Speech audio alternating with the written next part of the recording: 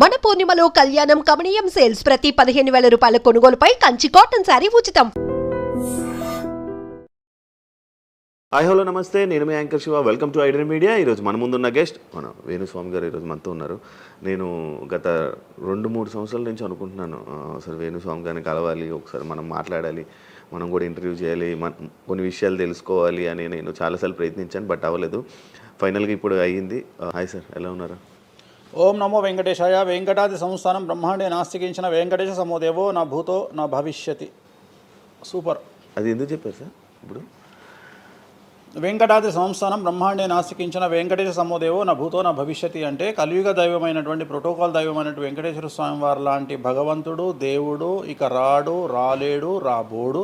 అలాగే ప్రపంచం మొత్తంలో తిరుమల లాంటి ప్రదేశము ఎక్కడా ఉండదు, అక్కడ ఉన్నంత మనశ్శాంతి ప్రపంచంలో ఎక్కడా ఉండదు అని దాని సారాంశం. దానికి ఇంటర్వ్యూకి సంబంధం ఏమైనా ఉందా? నేను ఫాలో అయ్యేది శ్రీ వెంకటేశ్వర స్వామిని, కామాఖ్య అమ్మవారిని. సో మనం ఏదైతే జనరల్గా మాట్లాడతామో ఆ మాట్లాడే సందర్భంలో ఈ జనరల్గా నాకు ఇప్పటి వరకు గత 20 సంవత్సరాల నుండి ఏ ఇంటర్వ్యూలో కూడా పేపరు పెన్ను ప్రిపేర్ అవ్వడము, పేపర్లు పెన్నులు పెట్టుకొని వచ్చి కూర్చోవడము అలవాట్లేదు. సో నేను కూర్చొని మాట్లాడింది అంతా కూడా ఆ స్వామి అమ్మవారు మాత్రమే పలికిస్తారు. సో నేను మాట్లాడే ప్రతి మాట నాకు సంబంధం లేదు, ఎందుకంటే మీరు అబ్జర్వ్ చేసిరు నా దగ్గర ఏ పెన్ను లేదు, పేపర్ లేదు.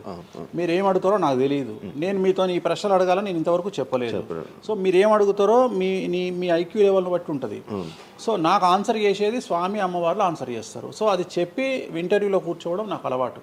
సో ఏదైనా మీరే పలికిస్తారు అనేటువంటి బ్లైండ్ నమ్మకంతో, గుడ్డి నమ్మకంతో ఆ స్వామిని అమ్మవారిని నమ్ముకొని కూర్చుంటాను ఇంటర్వ్యూలో. సో నాకు అలవాటు ఏంటంటే కలియుగ దైవం, ప్రోటోకాల్ దైవం. మనం చూస్తుంటాం, మాకు రాముడు ఇష్టము, మాకు శివుడు ఇష్టము. వెంకటేశ్వర స్వామి వద్ద మాత్రమే డబ్బు ఉంటుంది, వేరే వాళ్ళ దగ్గర డబ్బులు ఉండవు. ఉదాహరణ, రాముడు ఉన్నాడు, సంవత్సరం నాడు ఒకటే రోజు ఆయన దగ్గరికి పోతాం మనం, అది శ్రీరామనవమి. శివుడు ఉన్నాడు, శివరాత్రి నాడు తప్ప ఎప్పుడూ పోము, కానీ ప్రతిరోజు వెళ్ళేది వెంకటేశ్వర స్వామి వారి దగ్గర. వెంకటేశ్వర స్వామి భోగమైనటువంటి అనుభవిస్తూ ఉంటాడు. ఆయనకు భోగ శ్రీనివాసులు అని వెంకటేశ్వర స్వామి వారు, మనం తిరుపతికి వెళ్తే తిరుపతిలో వెంకటేశ్వర స్వామి వారి దగ్గర చిన్న విగ్రహం ఉంటుంది కింద, దాన్ని భోగ వెంకటేశ్వర స్వామి అంటారు. అంటే ఆయనకున్నంత అనుభవించేదంతా ఆయన్ని అక్కడనే ఆ వెంకటేశ్వర స్వామి వారే అనుభవిస్తారు. సో అందుకని ఆయనకు అంత లగ్జరీ లైఫ్ ఉంటుంది. సో లక్ష్మి కూడా వెంకటేశ్వర స్వామి వారి దగ్గరనే ఉంటుంది. అంటే మన కలియుగంలో ప్రోటోకాల్ దైవం అంటే వెంకటేశ్వర స్వామి. డబ్బును ఎంజాయ్ చేయాలి, డబ్బు రావాలి, లగ్జరీస్ అంటే వెంకటేశ్వర స్వామి. అందుకనే వెంకటేశ్వర స్వామి వారి మాట తీసుకొని మాత్రమే నేను ఇంటర్వ్యూని స్టార్ట్ చేస్తాను. మీకు డబ్బు రావాలని? ఎవరికి? మీకు. నాకు డబ్బు వచ్చింది ఆల్రెడీ, ఎనఫ్. ఎలా వచ్చింది? ఎలా సంపాదించారు? సంపాదించాలనే కసి ఉంటుంది కాబట్టి సంపాదిస్తాం. అంటే నేను ఎలా నమ్ముతా అంటే, ఒక సామెత ఉంటుంది, వీడి జాతకమే బాగుంటే వీడి జాతకాలు ఎందుకు చెప్పుకుంటాడు. సో నా జాతకం బాగుంది అని ప్రూవ్ చేసుకోవడానికి the first ever astrologer range rover వాడేటువంటి జ్యోతిష్కుడు నేను ఒక్కనే ఇండియాలో. సో అన్ని లగ్జరీస్ లైఫ్లో ఎంజాయ్ చేస్తేనే వేరే వాడికి మనం మాట్లాడేటువంటి రైట్స్ ఉంటాయి అనేటువంటి ఉద్దేశం నాది. ఓకే, ఎగ్జాంపుల్ చెప్తా. ఒక తండ్రి ఒక 10 ఫోటోలు, ఒక Tendulkar photo, Modi photo, Amit Shah photo, ఒక ప్రముఖ హీరోయిన్ నయనతార ఫోటో, లేకపోతే ఒక రేవంత్ రెడ్డి ఫోటో, చంద్రబాబు నాయుడు ఫోటో, ఇట్లన్నీ తీసుకెళ్ళి పెట్టి ఇంట్లోకి వెళ్ళి తన కొడుకును పిలిచి, ఈ ఫోటోల్లో నువ్వు ఎవరు కావాలనుకుంటున్నావు అని అడిగితే వాడు అక్కడ ఉన్నటువంటి ఫోటోల్లో ఏదో ఒక ఫోటో పిక్ చేసుకుంటాడు. కానీ ఏ కొడుకు కూడా నీలాగా కావాలనుకుంటున్నా నాన్న అని చెప్పాడు. ఆ సిగ్గు వీడికి ఉండదు, అలా పెంచగలిగినటువంటి తత్వం వీడికి ఉండదు. సో నేను ఆ టైపు కాదు. నా కూతురు కానీ నా కొడుకు కానీ నీలాగా పెరగాలి నాన్న, నీలాగా నేను ఒక రోల్ మోడల్ అయితే నాన్న అనిపించుకునేటువంటి పరిస్థితి ఉన్నది. మీ ఫోటో కూడా పెడతారు అక్కడ? పెట్టను, నేను అసలు పెట్టను. నా కూతురే ఇవన్నీ నాకు వద్దు అని ఇట్లా పక్కకు జరిపి నేను నీలాగా తయారవుతా అని చెప్తుంది నా కూతురు. So that is my aim. So aim కదా సక్సెస్. నేను ఇవాళ నా కూతురు నన్ను చూస్తే నా తండ్రి నాకు రోల్ మోడల్ అని చెప్తుంది. రోల్ మోడల్ అని చెప్పాలంటే అన్ని రకాలుగా ఉండాలి. మనము ఒక కూతుర్ని చూసుకునే విధానంలో ఉంటుంది, ఒక భార్యను చూసుకునే విధానంలో ఉంటుంది. అలాగే సామాజికంగా మనం మన కూతురికి ఏమి ఇస్తున్నామో, కొడుకుకి ఏమి ఇస్తున్నాము, సమాజంలోకి వాళ్ళని ఎట్లా వదులుతున్నాము అనేటువంటిది కూడా అది ముఖ్యమైనటువంటి విషయం. సో ఇవన్నిటికీ సంసిద్ధతను వ్యక్తం చేయాల్సినటువంటి పరిస్థితి, వీటిని తయారు చేయాల్సినటువంటి పరిస్థితి నా మీద ఉంటుంది. సో నన్ను ఫస్ట్ ఎవరు కూడా క్వశ్చన్ చేయడానికి వీలు లేదు. అంటే నా దగ్గరకు వచ్చేవాడు, వేణుస్వామి నీ జాతకం బాగుంటే నువ్వు జాతకాలు ఎందుకు చెప్పుకుంటావు? సో ఇప్పుడు నేను ఒక హీరోయిన్ని తయారు చేయాలి అంటే ఎలా తయారు చేయాలో నాకు తెలుసు. అంటే ఆమె జాతకంలో యోగం ఉంటే ఆమెను సూపర్ స్టార్ ఎలా చేయాలో నాకు తెలుసు. ఒక హీరోని సూపర్ స్టార్ని ఎలా చేయాలో నాకు తెలుసు. సో ఎలా చేస్తారు మీరు? పూజలతోనే అయిపోతారా? పూజలతోనే అయిపోతారు. అంటే వాళ్ళకి టాలెంట్ అవసరం లేదు? వాళ్ళకి టాలెంట్ జాతకం ఉంటేనే అంటున్నా కదా, యోగం ఉంటేనే అవుతారు కదా. జాతకంలో ఉంటుందని ఉంటుంది, ఒకవేళ ఉన్నదని మనకు కనిపించింది. అవును, వాళ్ళకి ఒకవేళ టాలెంట్ లేకపోతే అసలు టాలెంట్ అనేది ఇండస్ట్రీలో ఎవరికీ ఉండదు. Practice makes perfect. ఓకే, దానంత పనికి మాలిన మాట ఇంకోటి లేదు. శివ రాగానే ఫస్ట్ ఇంటర్వ్యూలోనే ఇరగదీయడు. శివ 1వ ఇంటర్వ్యూకు, శివ 100వ ఇంటర్వ్యూకు నక్కకు నాగలో అనుకున్నంత తేడా ఉంటుంది. మరి శివ ఫస్ట్ ఇంటర్వ్యూలోనే టాలెంట్ ఇరగదీసిండా? Practice makes perfect. అంత ఛాన్స్ ఇవ్వట్లేదు కదా ఇప్పుడు ఇండస్ట్రీలో. ఎవరు ఇక్కడికి వచ్చి ప్రాక్టీస్ చేసుకుంటామంటే ఛాన్సులు రావట్లేదు కదా. ఆటోమేటిక్గా టాలెంట్ అనేది మనము ప్లే చేస్తున్న రోల్స్ను బట్టి వస్తుంది. డైరెక్ట్గా అల్లు అర్జున్ గంగోత్రి సినిమాలో చూసిన అల్లు అర్జున్కు, పుష్ప 3లో చూసిన అల్లు అర్జున్కు కోడిపిల్ల లెక్క కళ్ళు తిరిగి కింద పడతాం అందరం. ఆయన హావభావాలు కానీ, ఆయన ముఖవర్చస్సు కానీ, గంగోత్రి సినిమాలో ఉన్నటువంటి అల్లు అర్జున్కు, పుష్ప 3కి. మరి గంగోత్రిలోనే పుష్ప 3 లాగా ఎందుకు లేడు అల్లు అర్జున్ అంటే? మరి అప్పుడు టాలెంట్ లేదా? సో ఇక్కడ ప్రాక్టీస్ మేక్స్ పర్ఫెక్ట్. అంటే కొన్ని పనికి మాలినటువంటి మాటలు మాట్లాడేటువంటి ఎప్పుడో 50 ఏళ్ళ కింద సామెతలను తీసుకొచ్చి రుద్దే ప్రయత్నం చేస్తారు. సో ఇక్కడ టాలెంట్ అనేది పక్కన పెడదాం, అవకాశం ముఖ్యం. నువ్వు టాలెంట్ ప్రూవ్ చేసుకోవాలంటే అవకాశం ముఖ్యం. శివ అనేవాడు యాంకరింగ్లో తోపు తురుము అని ప్రూవ్ చేసుకోవాలంటే అవకాశం ముఖ్యం. అవకాశం లేకపోతే శివలో టాలెంట్ ఉండదు, ఆ టాలెంట్ డెవలప్మెంట్ ఉండదు. సో ఇక్కడ ఏంది అంటే అవకాశాలు రావడం కోసం మనం ప్రయత్నం చేస్తాం. ఒక సీఎం సీట్ ఎక్కడం కోసం సీఎం ఏం చేస్తాడు అని తెలవాలి అంటే సీట్ ఎక్కాలి. సీట్ ఎక్కిన తర్వాత సీఎంగా ఈయన పనికొస్తాడా రాడని డిసైడ్ అవుతుంది. అట్లనే ఒక అమ్మాయి హీరోయిన్ అయిన తర్వాత ఈ అమ్మాయికి అంత సీన్ ఉందా లేదా అనే విషయం తెలుస్తుంది. సో మనం కనుక నయనతారని తీసుకున్నా, సమంతని తీసుకున్నా, ఏ హీరోయిన్ తీసుకున్నా, ఏ హీరోని తీసుకున్నా, వాళ్ళ ఫస్ట్ సినిమాకు, వాళ్ళ 3వ సినిమాకు, వాళ్ళ 30వ సినిమాకు ఎక్స్ట్రీమ్ చేంజెస్ ఉంటాయి. సో ఇవన్నీ ఎట్లా వస్తున్నాయి అంటే ఫస్ట్ సినిమాకి టాలెంట్ లేదు, వాళ్ళు సానబట్టబడతారు. వాళ్ళకు వచ్చేటువంటి క్యారెక్టర్ల ద్వారా వాళ్ళు ఆ లెవెల్కి వస్తారు. అట్లనే ఒక గ్రామస్థాయి సర్పంచ్ నుండి స్టార్ట్ అయినటువంటి వ్యక్తి వాళ్ళ రాష్ట్రానికి, తెలంగాణకు ముఖ్యమంత్రి అయిన రేవంత్ రెడ్డి అంటే ఆయన ప్లానింగు, ఆయన ఎట్లా చేయాలి, ఎట్లా సీఎం కావాలి అనే ఆలోచనల ద్వారా ఇక్కడికి వచ్చిండు. తెలంగాణలో కాంగ్రెస్లో ఎంతోమంది తోపులు తురుములు ఉండగా రేవంత్ రెడ్డి ఎందుకు సీఎం అయ్యిండు అంటే రేవంత్ రెడ్డి టార్గెట్ సీఎం పదవి. మధ్యలో ఉండేవాళ్ళు వేరే వాళ్ళందరూ టార్గెట్ సీఎం పదవి కాదు. కానీ రేవంత్ రెడ్డి మాత్రమే అన్ని కష్టాలు పడ్డాడు, రేవంత్ రెడ్డి మాత్రమే సీఎం టార్గెట్ చేసుకొని వాళ్ళ పదవి వచ్చింది. సో ఇది ప్రాక్టీస్ మేక్స్ పర్ఫెక్ట్. సో మనం ఎంత ప్రాక్టీస్ చేస్తే అంత పర్ఫెక్ట్ అవుతాం. అంతేగాని టాలెంట్ చూపించుకోవాలి అంటే అవకాశం రావాలి, అవకాశం వచ్చిన దాన్ని వాడుకోవాలి, అన్నిటికంటే ధైర్యం కావాలి. There is no development in comfortable zone. కలియుగంలో కంఫర్టబుల్ జోన్లో ఎప్పుడూ డెవలప్మెంట్ ఉండదు. తెలంగాణ రాష్ట్రంలో కాంగ్రెస్ పార్టీలో మనం గనక కాంగ్రెస్ పార్టీలో ఉన్నటువంటి వ్యక్తులను తీసుకుంటే ఒక రేవంత్ రెడ్డి మినహా ఎవరు కూడా జైలుకి వెళ్ళలేదు.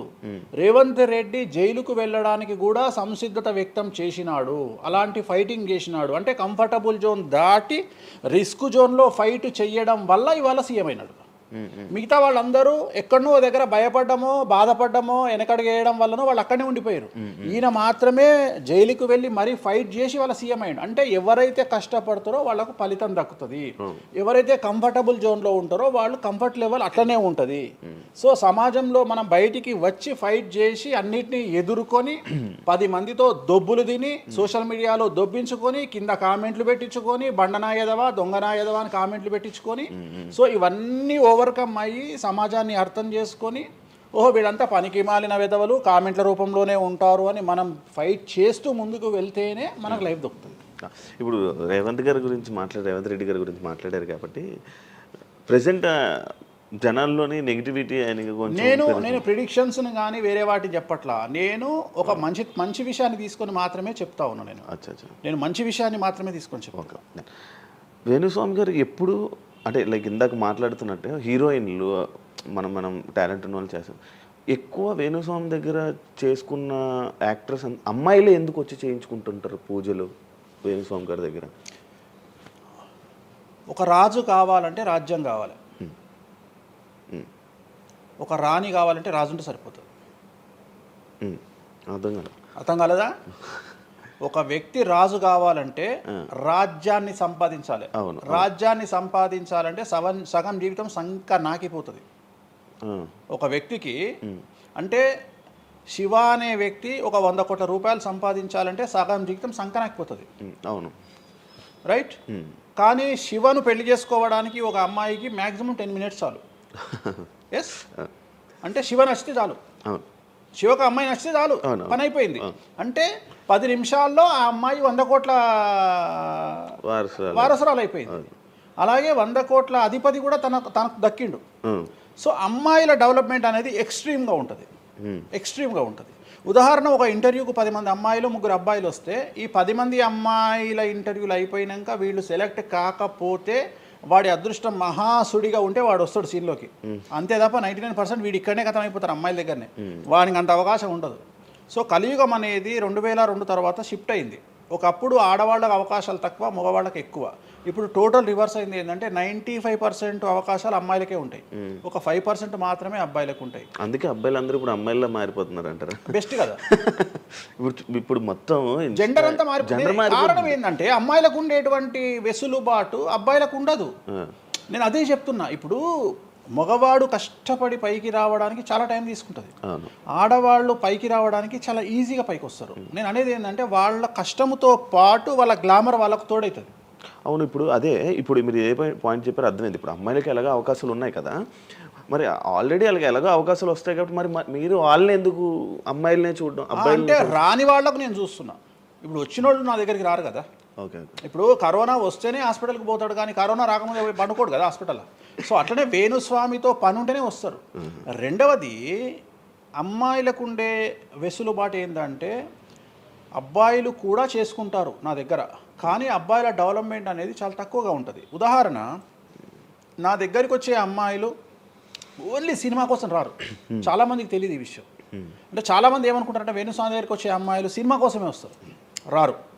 నా దగ్గరికి వచ్చే అమ్మాయిలు ఒక రాజకీయ నాయకురాలిగా వక్తగా కావాలని వస్తారు. సో పొలిటీషియన్ కావాలని వస్తారు. అన్నిటికంటే ఎంటర్ప్రెన్యూర్ కావాలని వస్తారు. ఒక బోటికో లేకపోతే ఒక గోల్డ్ షాపో ఏదో పెట్టుకొని బిజినెస్ కోసం వస్తారు.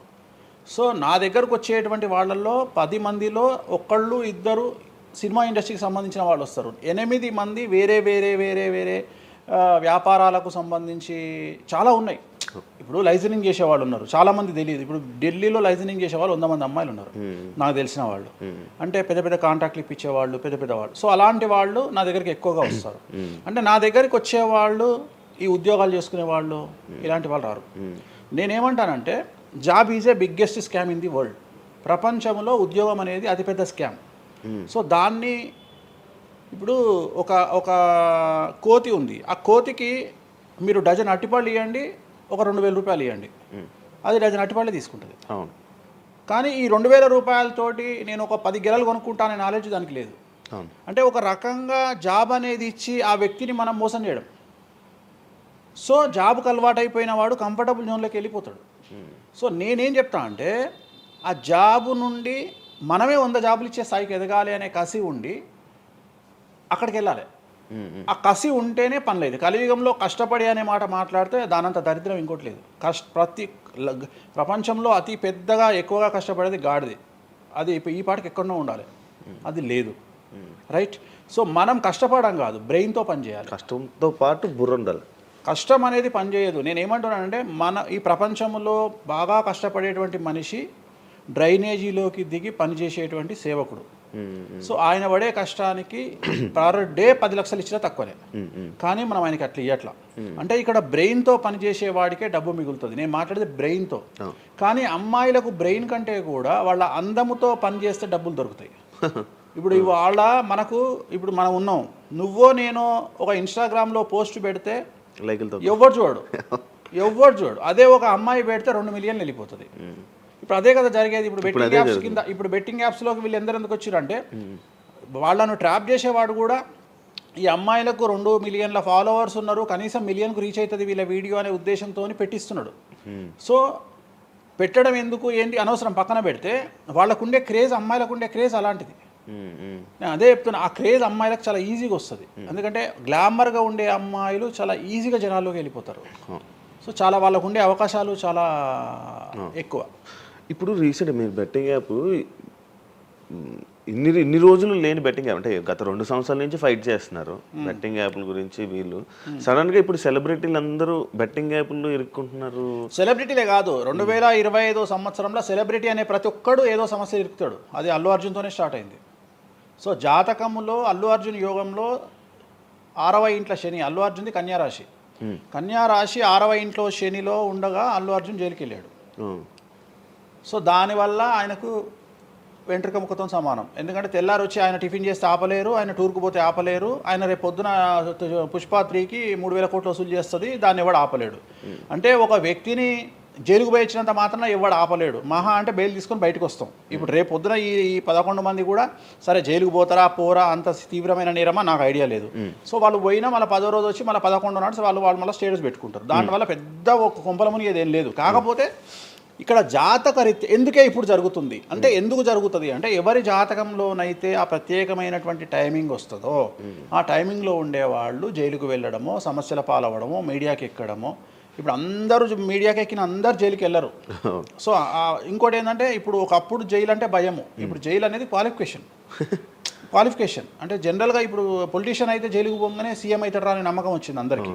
అట్లనే కొన్ని నమ్మకాలు వచ్చినాయి. ఇప్పుడు అల్లు అర్జున్ పోయి వచ్చిండు, ఏమైంది? సో అదే సినిమా ఇంకా ఆయన అనుకున్న దానికంటే ఇంకా కొద్దిగా ఎక్కువ డబ్బులు వసూలు చేసింది. సో ఇప్పుడు వీళ్ళు కూడా అంతే. కాకపోతే జాతకాల్లో చూసుకోవాల్సింది ఎందుకు ఇట్లాంటివి జరుగుతాయంటే, అష్టమ శని అంటే 8వ ఇంట్లో శని వచ్చినప్పుడు, 6వ ఇంట్లో శని వచ్చినప్పుడు, 12వ ఇంట్లో శని వచ్చినప్పుడు, 1వ ఇంట్లో శని వచ్చినప్పుడు, 6వ ఇంట్లో గురువు వచ్చినప్పుడు, 12వ ఇంట్లో గురువు వచ్చినప్పుడు ఇలాంటి సంఘటనలు వ్యక్తిగతమైన జీవితంలో జరిగే అవకాశాలు ఉంటాయి.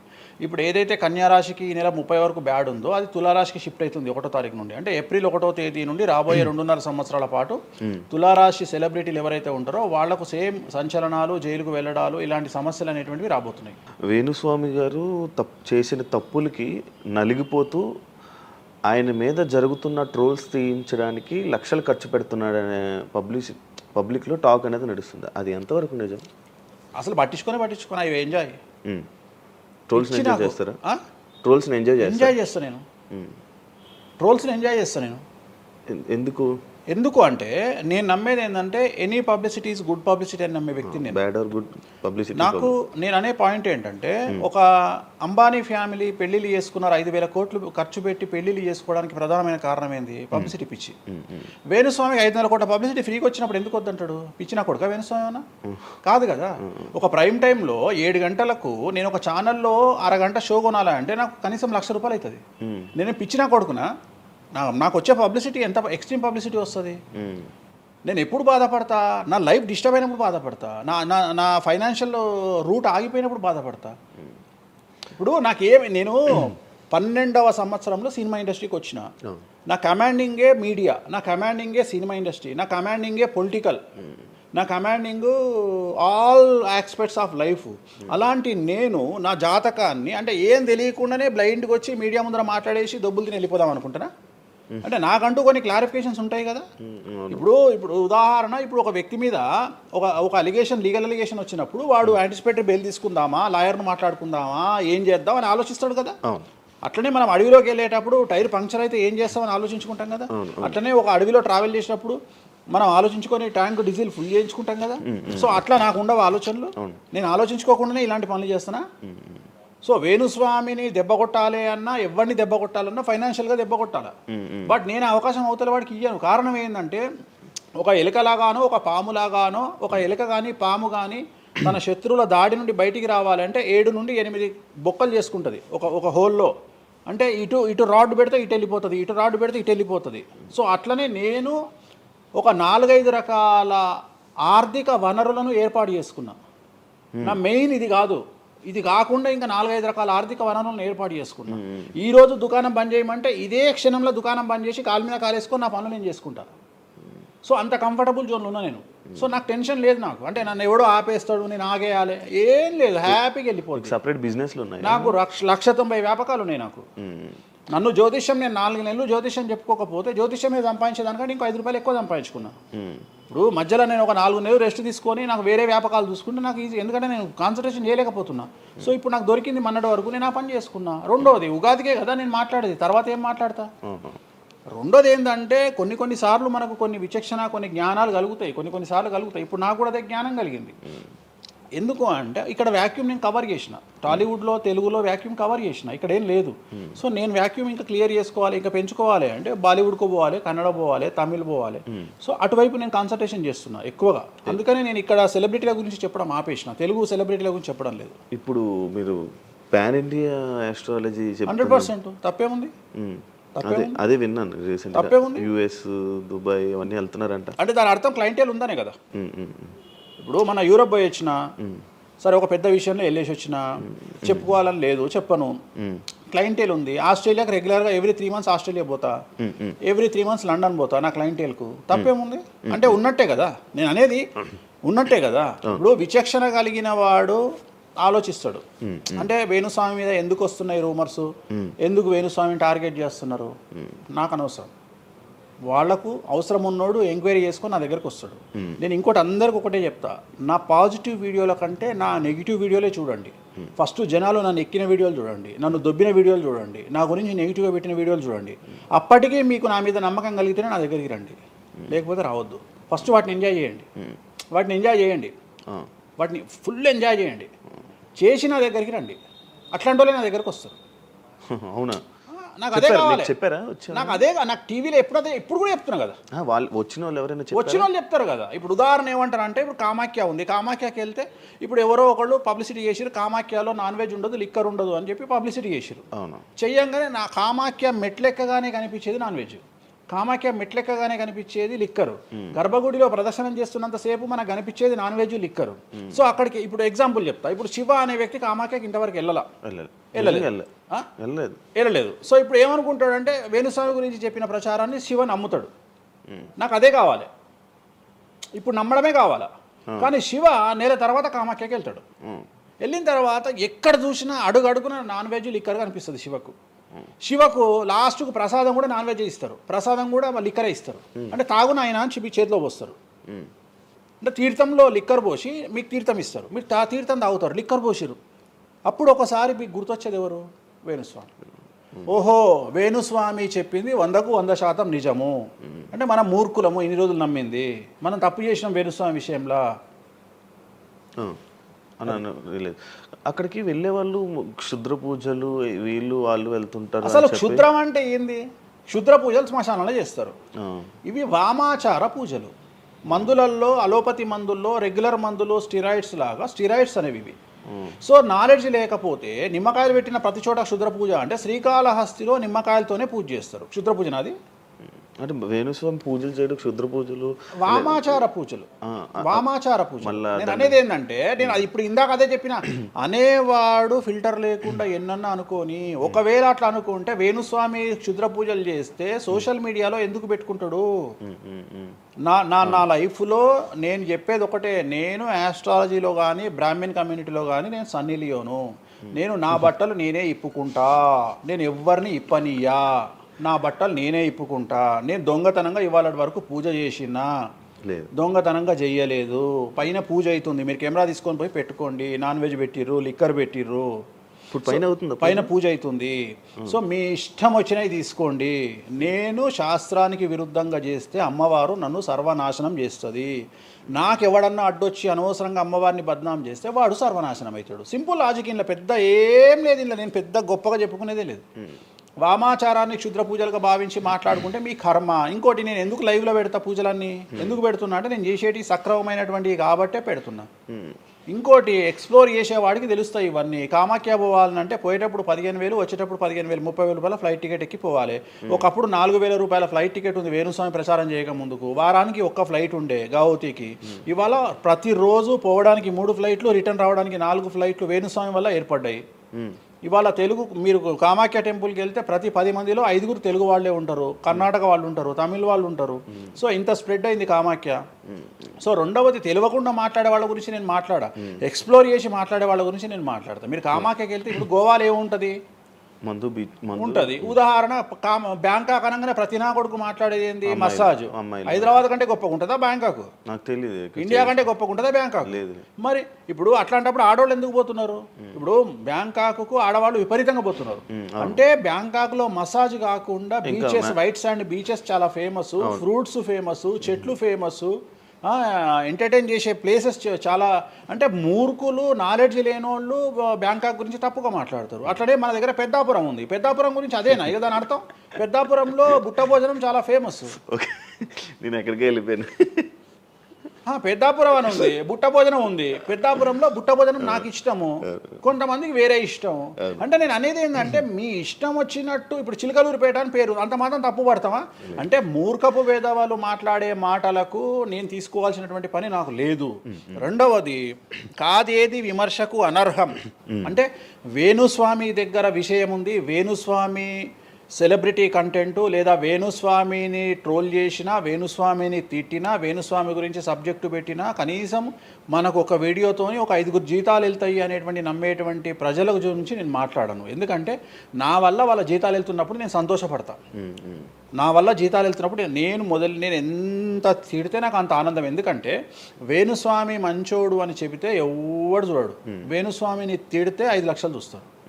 5 లక్షలు అంటే కనీసం 30,000 రూపాయలు. అంటే నాకు తెలియదు సరిగా, ఒక జీతం వెళ్ళిపోతుంది కదా. సో నేను అనే పాయింట్ ఏంటంటే, నన్ను తిడితే నేను అసలు బాధపడను, నన్ను తిడితే నేను సంతోషపడతా. కారణం ఏంటంటే అట్లీస్ట్ ఆ వీడియోతోని నన్ను ఒక 1000 మంది అన్న గుర్తుపడతారు. ఇప్పుడు ఆస్ట్రాలజీ పరంగా నాకుండే గుర్తింపు నాకుంది, నేను కాదనను. కానీ ఇంకా నా గుర్తింపు నేను పెంచుకోవాలంటే ఎట్లా పెంచుకుంటా? నాతో అయిపోయింది. ఇంతకంటే నేను ఏం చేయలేను. ఇక నేను మ్యాక్సిమం చేసేసిన ఆస్ట్రాలజీలో. ఇప్పుడు వేణుస్వామి అంటే సౌత్ ఇండియాలో వేణుస్వామి అనగానే ఆస్ట్రాలజీ పేరు వస్తుంది, ఆస్ట్రాలజీ అనగానే వేణుస్వామి వస్తుంది. ఎవడు అవునన్నా కాదన్నా నేనే మార్గదర్శకం, దీంట్లో అనుమానమే లేదు. కానీ ఇంతకంటే నాకు ఇంకేదో కావాలి అంటే నేను డబ్బులు. ఇప్పుడు మీరు నా దగ్గరకు వచ్చిర్రు, ఎక్కడైనా నా నేమ్ ప్లేట్ మీరు చూసిరా? చూడలేదు. నా ఫోటో కనిపిస్తుందా మీకు నా ఆఫీస్లో? లేదు. అది నా రేంజ్, అది నా రేంజ్. నాకు విజిటింగ్ కార్డు ఉండదు, నాకు విజిటింగ్ కార్డు ఉండదు, నాకు నేమ్ ప్లేట్ ఉండదు, నాకు నా ఫోటో ఉండదు ఎక్కడ. అమ్మవారి ఫోటోలు, వెంకటేశ్వర ఫోటోలు తప్ప నా పర్సనల్ ఫోటోలు నేను ఎక్కడ పెట్టుకోను. మీరు నన్ను వేణుస్వామి కాదు ఎల్లయ్య అన్న నేను యాక్సెప్ట్ చేస్తాను. ఒకవేళ ఒకరోజు యాంకరింగ్లో ఒక ఆమె ఏం చేసిందంటే, అమ్మాయి ఇంటర్వ్యూ చేయబోతూ వేణుస్వామి కాకుండా ఏదో కొత్త పేరు చెప్పింది. కొత్త పేరు చెప్పి భయపడ్డది. అంటే నేను ఫ్లోలో చెప్పేసి భయపడ్డది. స్వామి తప్పు చెప్పినా అంటే నీ ఇష్టం వచ్చిన పేరు చెప్పుకోపో అన్న. జనాలకైతే నేను వేణుస్వామి అని తెలుసు కదా.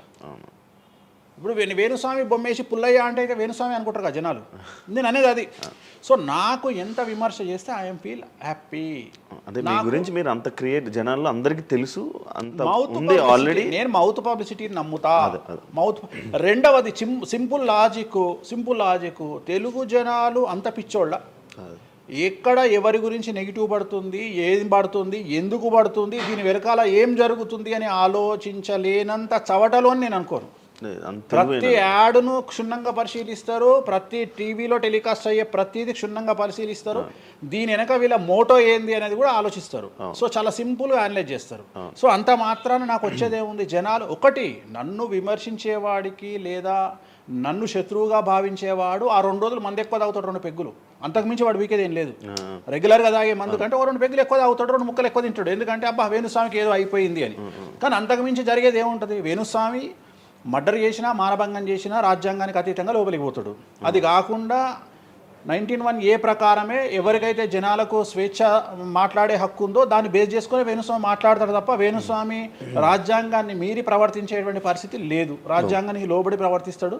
సో ఆర్టికల్ స్పీచ్ 19(1) ప్రకారమే మాట్లాడతాడు. దీంట్లో ఎటువంటి సమస్యలు లేదు. నా వృత్తి ఆస్ట్రాలజీ. సో పర్ఫెక్ట్గా మాట్లాడుకుంటా. కానీ నా గురించి నెగిటివ్గా మాట్లాడే వాళ్ళు ఎప్పుడు కూడా నా శ్రేయోభిలాషలే. ఎందుకంటే వాళ్ళు నా స్థాయిని పెంచుతూ ఉన్నారు కాబట్టి నేను వాళ్ళని ఎప్పుడూ శత్రువులుగా భావించను. వేణుస్వామి గారితో డేంజర్ అంటే మిగతా కొంతమంది బ్రాహ్మణ లైక్ పంతులు కానీ వీళ్ళు కానీ చెప్పేది ఇది, వేణుస్వామి గారి డేంజరు ఆయన్ని ఒకవేళ ఏమైనా అంటే మళ్ళీ ఆయన పూజలు చేసి మనం నాశనం అయిపోయేలా ఇది కూడా ఆయన చేయగలడు, పవర్స్ ఉన్నాయి. నమ్ముతున్నట్టే కదా, అంటే నాకు వర్తుందనే కదా. అలా అర్థం కాదు. వర్తున్నట్టే కదా. ఇప్పుడు వర్త్ లేకపోతే ఫీల్ కావాలి.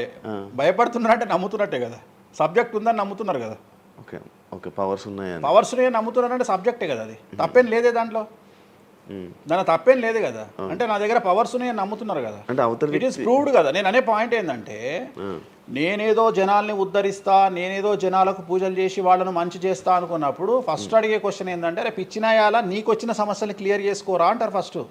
మరి నా సమస్యలు నేను క్లియర్ చేసుకుంటా కదా, లాజికా కాదా? చేస్తారా నిజంగా?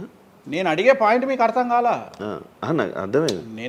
నేను చెప్తున్నది ఒకటి, నీకు అర్థమవుతున్నది. అర్థమైంది. ఏమంటున్నా, వేరే వాళ్ళ సమస్యలు ఇప్పుడు నాకు ఒక చూసుకోండి. న్యాయపరమైన చిక్కు వచ్చినప్పుడు దాని నుండి బయటపడడానికి నేను పూజలు చేసుకుంటానా చేసుకోనా? చేసుకో. మరి వాటి ద్వారానే కదా నేను జనాలకి, ఇప్పుడు నీకు ఏదన్నా ప్రాబ్లం వచ్చి రేపు పొద్దున వేణుస్వామి గారు నాకు ఈ సమస్య వచ్చింది అంటే సమస్య మీరు ఎప్పుడు నమ్ముతారు? నన్ను మీరు చేశాక అది మీరు నేను బయటపడ్డప్పుడు నమ్ముతారు. అదే మీ సమస్యల నుంచి మీరు బయటపడ్డాక జనాలు నమ్ముతారు. అర్థమైంది. బట్టతల పెట్టుకొని నేను వెంట్రుకలు మొలిపిస్తాను టీవీలో యాడ్ ఇస్తే అమనా బూతులు తిడతారు. అరే నీకే గుండు మీద ఎంటికలు లేవు, నువ్వేం మొలిపిస్తావురా అని. అట్లనే నేను కూడా నా స్టామినా ఏందో జనాలకు తెలియజెప్పాలి అంటే నేను నా సమస్యల నుండి బయటపడ్డప్పుడే కదా ఎదుటి వ్యక్తికి చేసే రైట్స్ నాకు ఉంటాయని చెప్తున్నా. అంటే ఇప్పుడు మీకు వచ్చిన సమస్యల నుంచి మీరు బయటపడ్డానికి మీకు మీరే పూజ చేసుకున్నారు. ఎందుకు చేసుకో? నా జాతకాన్ని నేను విశ్లేషించుకుంటా కదా.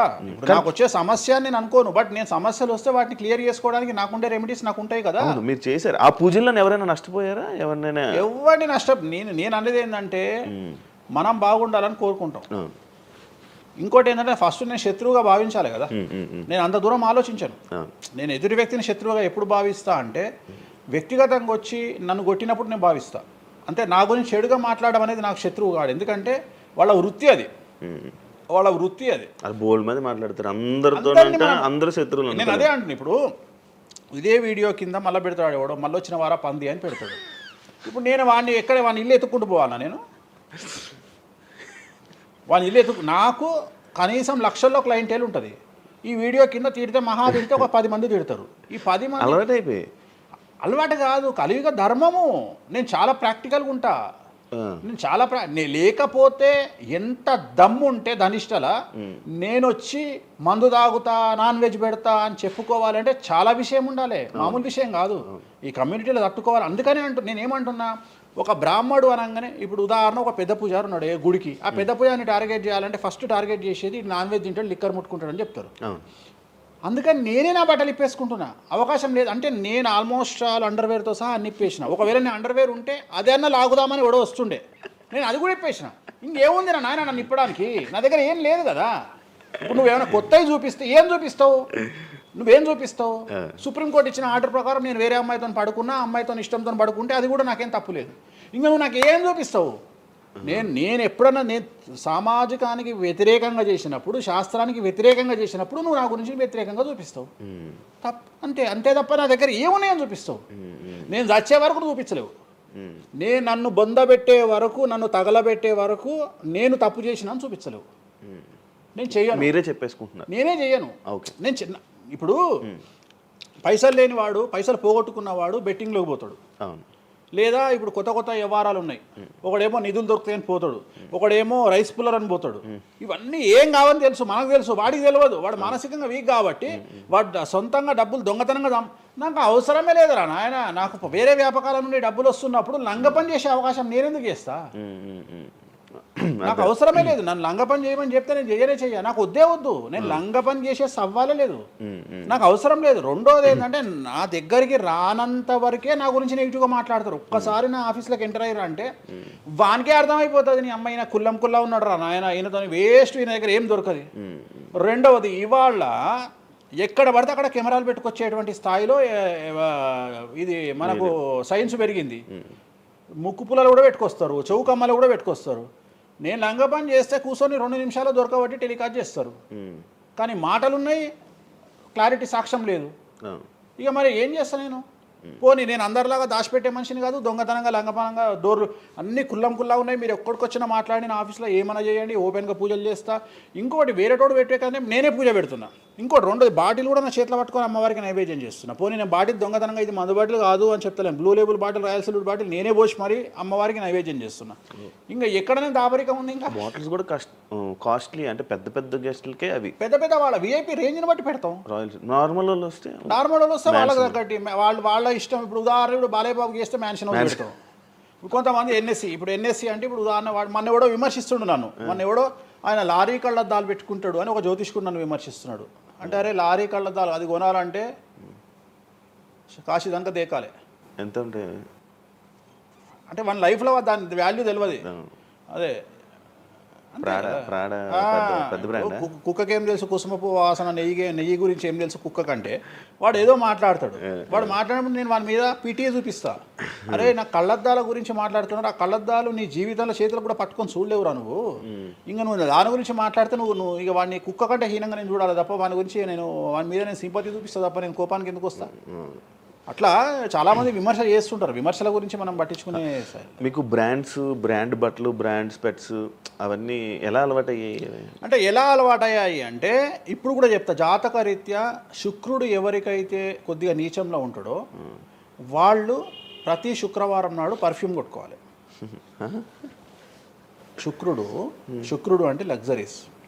ఓకే. శుక్రుడు జాతకంలో శుక్రుడు గ్రహం నేను మాట్లాడేది. శుక్రగ్రహం వీక్ ఉన్నప్పుడు ప్రతి శుక్రవారం నాడు పర్ఫ్యూమ్ కొట్టుకోవాలి. అండ్ ఒక పెగ్గు 30 ml కాచేయాలి. తాగుమని చెప్తే వేణుస్వామి చెప్పిండు కదా అని ఒక ఉద్యమంలాగా తాగొద్దు. ఒక 30 ml స్కాచ్ తాగాలి. అట్లా ఒక 3 నెలలు చేసిన తర్వాత డెవలప్మెంట్ ఏందో మీకే కనిపిస్తుంది.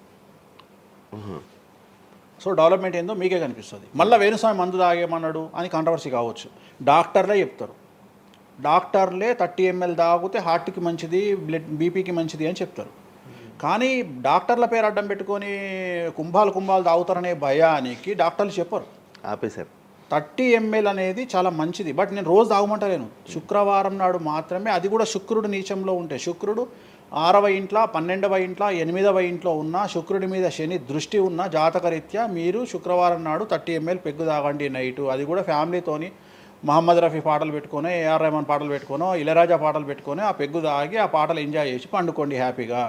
సో మీ లైఫ్ ఎట్లుంటుందో చూడండి. నేను మాట్లాడేది వ్యాపారమో ఇతర ఉద్యోగం చేసే వాళ్ళ గురించి కాదు. ప్రత్యేకించి 100 రూపాయల దగ్గర 1,00,000 రూపాయలు సంపాదించగలిగి రియల్ ఎస్టేట్ వ్యాపారులు, వ్యాపారస్తులు, పొలిటీషియన్స్, పెద్ద వాళ్ళ గురించి మాట్లాడుతున్నాను. టీచర్లు, అటెండర్ల గురించి నేను మాట్లాడతలేను. టీచర్ ఎంత తాగినా తాగుడు మిగులుతుంది తప్ప పైసలు రావు. ఎందుకంటే ఆయన జీతం అంతే కాబట్టి. సో ఎక్కడైతే పెరగడానికి ఆస్కారం ఉంటుందో వాళ్ళ గురించి మాట్లాడుతున్నాను. సో ఇది కూడా మంచిది రెమెడీ. సో ఇలాంటి రెమెడీలు చెప్పాలంటే వేణుస్వామి చెప్తాడు కానీ వేరేటోడు చెప్పాడు. ఎందుకంటే వాడికి భయం. మందు తాగమంటే తప్పు. అరే మందు తాగమంటే తప్పు అయితే మందు యాడ్ ఎందుకు వస్తుంది? మందు ఎందుకు తయారు చేస్తారు? సో ఇదన్నీ అందుకనే దేశ కాలమాన పరిస్థితి. కసినో తీసుకుపోయి గోవాలో పెడితేనేమో లీగలు, హైదరాబాద్లో పెడితే ఇల్లీగలు. సో నేను దేశ కాలమాన పరిస్థితులు అందుకనే చెప్తున్నా. దేశ పరిస్థితులు అంటే గోవాలో యాక్సెప్ట్ గేమింగ్ యాక్ట్, ఇండియా హైదరాబాద్లో యాక్సెప్ట్ కాదు. సో అదే చెప్తున్నా. ఒక దగ్గర విడాకులు అనేవి ఇండియాలో కష్టము, అమెరికాలో ఈజీ. అమెరికాలో 10 విడాకులు తీసుకున్నా ఎవడు పట్టించుకోడు. సో ఇవన్నీ కామన్. ఒకప్పుడు ఒక పెళ్లి చేసుకో, రెండో పెళ్లి అనేది చాలా పెద్ద విషయం. ఇవాళ తెలుగు సమాజం కానీ ఎంత గొప్పదైపోయిందంటే 5వ పెళ్లికి కూడా శుభమా అంటూ 5వ పెళ్లి అంటున్నారు. కాబట్టి చాలా వైడ్ రేంజ్ ఆఫ్ థింకింగ్ అనేది మారిపోయింది. కాబట్టి వేణుస్వామి కూడా మారిండు దాంట్లో. సింపుల్, అంతే, ఏం లేదు.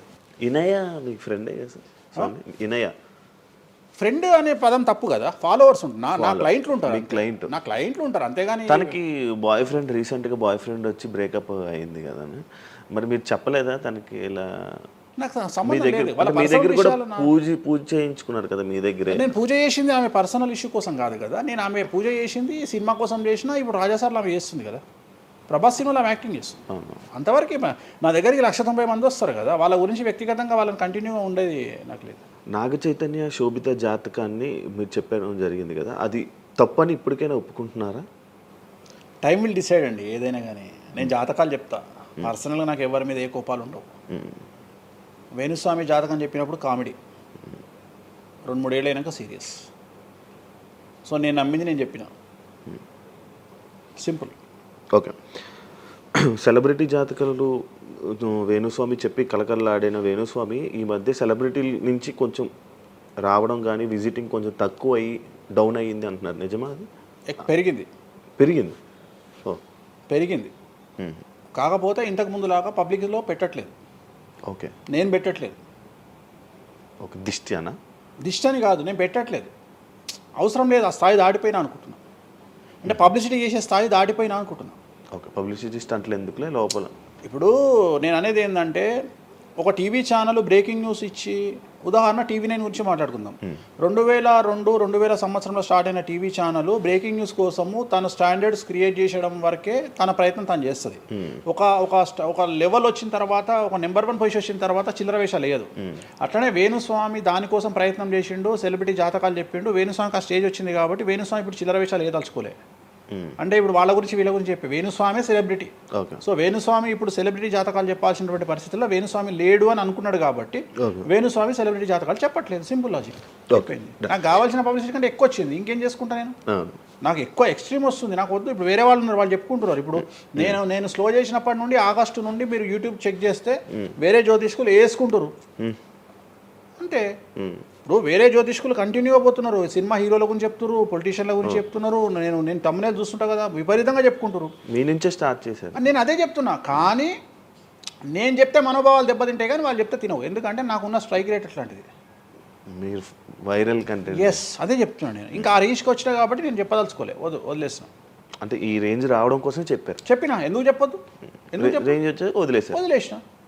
మళ్ళీ ఎప్పుడు చెప్పే ఆలోచన లేదు. ఇప్పుడైతే లేదు, ఫ్యూచర్లో ఇప్పుడైతే లేదు. నా జాతకం మారి మళ్ళీ నాకు చిమ అంటే చెప్తా. మీ జాతకం ఎప్పుడు మారిపోతుంది?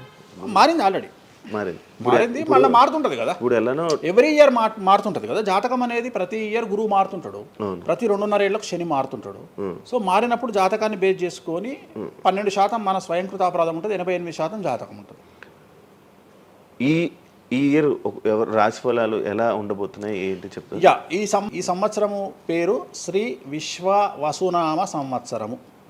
ఈ సంవత్సరానికి అధిపతి రవి, అంటే సూర్యుడు. సో ఈ సంవత్సరము ఎలా ఉండబోతుంది ఓవరాల్ సంవత్సరము అంటే, రవి అంటే రాజు, రాజకీయాలు, పబ్లిసిటీ, ఈ 3 రవి కమాండ్ చేస్తాడు. అంటే ఈ సంవత్సరము బాగా బాగా బాగా ఎఫెక్ట్ అయ్యేటువంటి వాళ్ళలో రాజకీయ నాయకులు నెంబర్ 1 పొజిషన్లో ఉన్నారు. దేశాలు ఉన్నాయి, అంటే దేశాల మధ్యన, రాష్ట్రాల మధ్యన యుద్ధ వాతావరణము, రాజుల మధ్యన వైరము, రాజులకు ప్రాణగండము, రాజులకు కారాగార వాసము, ప్రకృతి వైపరీత్యాలు, మరీ ముఖ్యంగా అగ్ని ప్రమాదాలు, విమాన ప్రమాదాలు, పడవ ప్రమాదాలు, రైలు ప్రమాదాలు, సో అనుకోని ప్రదేశాలలో అగ్ని ప్రమాదాలు, అలాగే సునామీ హెచ్చరికలు, అలాగే నగరాల్లో విపరీతమైన వర్షపాతము, అండ్ మరీ ముఖ్యంగా ఈ సంవత్సరం విడాకుల సంఖ్య చాలా ఎక్కువ. అలాగే వీటిలో పాజిటివ్ తీసుకుంటే ఆడవారికి విపరీతమైన రాజయోగము, అంటే ప్రాముఖ్యత అనేది ఈ సంవత్సరం ఆడవారికి పెరుగుతుంది. అలాగే 25 సంవత్సరాల నుండి 35 సంవత్సరాల యువతలో ఎక్కువగా కార్డియాక్ అరెస్ట్లు, అంటే చనిపోవడము, అలాగే కన్ను లేదా చర్మానికి హార్ట్, లివరు సంబంధించినటువంటి ఏదైనా ఒక వైరస్ బాధించే అవకాశము. సో ఇవన్నీ కూడా ఈ సంవత్సరం ఉన్నాయి. దీనికి కారణం షష్టగ్రహ కూటమి అని మీనరాశిలో ఏర్పడుతోంది. సో షష్టగ్రహ కూటమి 2019 డిసెంబర్లో ఏర్పడ్డప్పుడు మనకు కరోనా వచ్చింది. అలాగే ఈ సంవత్సరము మార్చ్ 30వ తేదీ 2025 సంవత్సరంలో మనకు మళ్ళీ షష్టగ్రహ కూటమి మీనరాశిలో ఏర్పడుతోంది. సో దీనివల్ల సుమారు మేషరాశి, సింహరాశి, తులారాశి, ధనుస్సు రాశి, మీనరాశి వాళ్ళు చాలా చాలా సమస్యల బారిన పడేటువంటి అవకాశాలు ఉన్నాయి. ఇది ఓవరాల్ సంవత్సర ఫలితం. ఇక మేషాది మీనరాశిలో ద్వాదశ రాశుల కనుక తీసుకున్నట్టయితే, మేషరాశి గురించి తీసుకుంటే, మేషరాశికి ఎవరైతే 1995 నుండి 2003 మధ్యన జన్మించి ఉన్నారో వాళ్ళందరికీ ఈ సంవత్సరము 2వసారి ఏలినాటి శని ప్రారంభమవుతూ ఉంది. సో 2వసారి ఏలినాటి శని అనేది చాలా డేంజరు. సో న్యాయపరమైన చిక్కులు, ఆర్థికపరమైన చిక్కులు, సమాజంలో చెడ్డ పేరు, అనారోగ్య సమస్యలు, అలాగే ఆర్థిక అస్తవ్యస్తము, అంటే సరి అయినటువంటి నిర్ణయాలు తీసుకోకుండా ల్యాండ్ కొన్నా, ప్లాట్లు కొన్నా, ఫ్లాట్లు కొన్నా, ఇండ్లు కొన్నా లిటిగేషన్ అయ్యే అవకాశము, పెట్టుబడిలో విపరీతమైన ధన నష్టము, అలాగే తల్లిదండ్రులలో ఒకరికి ప్రాణగండాలు. సో ఇవన్నీ, అలాగే వీసాలు రిజెక్ట్ అవ్వడము, H1B వీసాలు క్యాన్సిల్ అవ్వడము, ఇండియాకు రావడం వేరే దేశం నుండి, ఉద్యోగం కోల్పోవడము, అలాగే ఆర్థిక నష్టము, ఇవన్నీ కూడా కనిపిస్తూ ఉన్నాయి ఈ సంవత్సరం మేషరాశి వారికి. మరి ఏం చేయాలా అంటే, నలుపు రంగు దుస్తులకు దూరంగా ఉండాలి. తిరునల్లార్ శనీశ్వర ఆలయంలో ప్రత్యేకమైన శని పూజ నిర్వహించుకోవడం ద్వారా సమస్యల నుండి బయటపడేటువంటి అవకాశాలు 100% ఉన్నాయి. నెక్స్ట్ వృషభ రాశి. ఈ సంవత్సరం 100కి 100% అనుకూలంగా ఉన్నటువంటి రాశి వృషభ రాశి. పట్టిందల్లా బంగారంగా ఉంటుంది, ఏది చేసినా సక్సెస్ కనిపిస్తుంది. గత 5 సంవత్సరాల నుండి పడుతున్నటువంటి కష్టాలన్నీ తొలగిపోతాయి. సో ఆర్థికంగా విపరీతంగా ఉంటుంది. వ్యాపారంలో రూపాయికి 10 రూపాయల లాభం వస్తుంది. ఉద్యోగస్తులకు ట్రాన్స్ఫర్స్ ఉంటాయి, ప్రమోషన్లు ఉంటాయి. ప్రభుత్వ ఉద్యోగస్తులకు మ్యూచువల్ కింద భార్యాభర్తలు ఒకే ప్రదేశానికి వచ్చేటువంటి అవకాశాలు కనిపిస్తూ ఉన్నాయి. విద్యార్థులకు ఉత్తీర్ణత శాతం ఉంటుంది. అలాగే కోరుకున్నటువంటి యూనివర్సిటీలో ప్లేస్మెంట్స్ దొరుకుతాయి. అలాగే విదేశీ వీసాలు అప్రూవ్ అవుతాయి. రైతులకు 2 పంటలు అనుకూలంగా ఉంటాయి. కళాకారులకు మంచి కార్యక్రమాలు వస్తాయి. విదేశాల్లో కార్యక్రమాలు నిర్వహిస్తారు కళాకారులు. సో ఏ రకంగా తీసుకున్నా వృషభ రాశి వారికి అనుకూలమైన ఫలితాలు ఉన్నాయి, ఎటువంటి రెమెడీస్ అవసరం లేదు. నెక్స్ట్ మిథున రాశి. సో వ్యయగురువు నుండి జన్మగురువులోకి మారుతున్నటువంటి గురువు వల్ల విపరీత రాజయోగం అనేటువంటిది మిథున రాశి వారికి గోచరిస్తూ ఉంది. సో మిథున రాశి వారికి ఈ సంవత్సరం పట్టిందల్లా బంగారంగా ఉంటుంది. ఇంతకుముందు చెప్పినట్టుగా ఈ రాశికి కూడా 100కు 100% అనుకూలంగా ఉంది. మరీ ముఖ్యంగా రాజకీయ నాయకులకు అన్ఎక్స్పెక్టెడ్ పాజిటివ్ థింగ్స్ జరగడం ఈ సంవత్సరం గమనించాల్సినటువంటి విషయం. అవివాహితులకు వివాహయోగ సూచనలు, సంతానం లేని వారికి సంతాన యోగము, ఉద్యోగం లేని వారికి ఉద్యోగము, ట్రాన్స్ఫర్స్ కోరుకునే వారికి ట్రాన్స్ఫర్స్, అలాగే అన్ని రంగాల్లో పనిచేసేటువంటి వారికి ప్రభుత్వ ప్రైవేటు ఉద్యోగాల్లో ఉండేవారికి పాజిటివ్ థింగ్స్, ప్రమోషన్లు, ట్రాన్స్ఫర్స్, వ్యాపారస్తులకు అనుకూలతలు ఇవన్నీ కూడా కనిపిస్తూ ఉన్నాయి. స్త్రీలకు మరీ ముఖ్యంగా అనుకూలంగా ఉండబోతూ ఉంది. సో మిథున రాశి వారికి ఎటువంటి సమస్యలు ఈ సంవత్సరం లేవు. సో నెక్స్ట్ వచ్చే రాశి కర్కాటక రాశి. సో కర్కాటక రాశి వారికి సంబంధించి 100కు 90% అనుకూలమైనటువంటి ఫలితాలు ఉన్నాయి.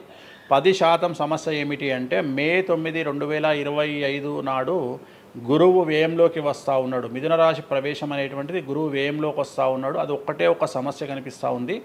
సో 90% చాలా అనుకూలంగా ఉండబోతూ ఉంది. అష్టమ శని వెళ్ళిపోతుంది. 9వ ఇంట్లోకి శని భాగ్యస్థానంలోకి వస్తున్నాడు.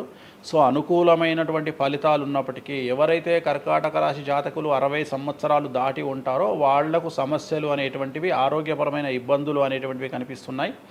అలాగే తొందరపాటు నడక వల్ల, అంటే మెట్లు ఎక్కేటప్పుడు దిగేటప్పుడు నీరు ఉన్న దగ్గర నడిచేటప్పుడు జాగ్రత్తలు తీసుకోండి. ఎందుకంటే గురువు వ్యయం వల్ల కింద పడి కాళ్ళు చేతులు విరగొట్టుకునే అవకాశం ఉంది కర్కాటక రాశి వారికి. మరి రెమెడీ ఏమిటి అంటే ప్రతి గురువారం నాడు లెమన్ ఎల్లో షర్ట్ ధరించడం మగవాళ్ళైతే, ఆడవాళ్ళైతే లెమన్ ఎల్లో డ్రెస్సును ధరించడం వల్ల కర్కాటక రాశి వారు సమస్యల నుండి బయటపడతారు.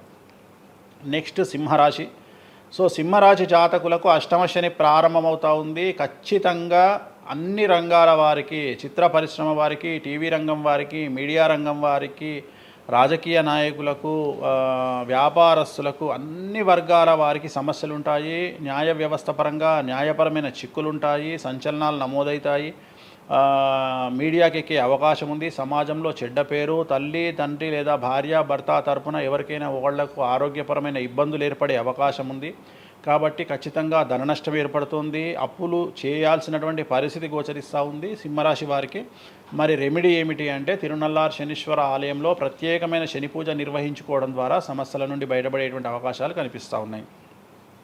సో నెక్స్ట్ వచ్చిన రాశి కన్యారాశి. సో కన్యారాశి వారికి 6వ ఇంట్లో నుండి శని వెళ్ళిపోతూ ఉన్నాడు. ప్రజెంట్ శని 7వ స్థానంలోకి వస్తూ ఉన్నాడు.